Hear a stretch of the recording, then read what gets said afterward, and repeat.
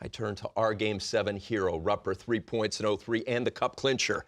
You know the best of times. They just experienced the worst of times. How do they bounce back?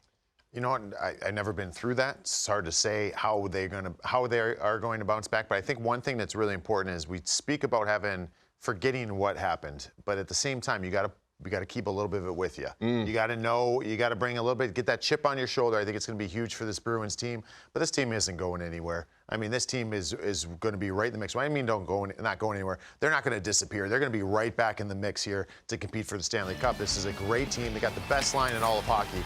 And yes, I will say that out loud. All you Colorado fans, let me know what you think. But this is the top line in hockey, hands down. And the way that they were all season last year, I think it just makes them more angry, more ticked off. We saw a better Tuukka Rask, arrested Tuukka Rask because of Jarro Halak being added to that roster. They've got their guys signed. Great job by Don Sweeney. I expect this team to be right in the mix again. A full season of Charlie Coyle will be very intriguing as well. Yeah, absolutely. And how do they keep it going, though? Obviously, you can see right there with that consistency up front with the best line in hockey, in our opinion, but also on the back end. The development of the youngsters, Brandon Carlo, Charlie McAvoy in particular.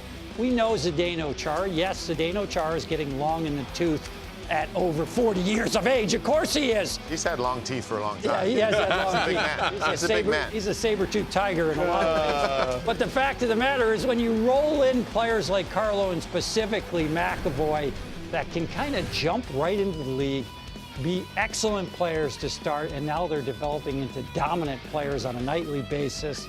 Huge work by Don Sweeney this summer to get these guys signed, get them done early enough to have a training camp, and just let them continue to develop on the fly.